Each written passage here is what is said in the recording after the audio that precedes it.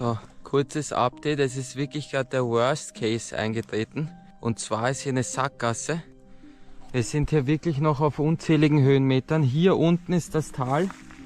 Da ganz unten, wo die Lichter sind. Und hier geht jetzt einfach eine massive Steilwand runter. Ja.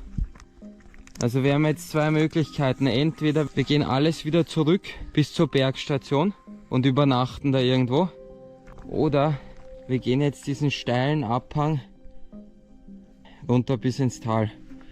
Keine Ahnung, Bro, was machen wir?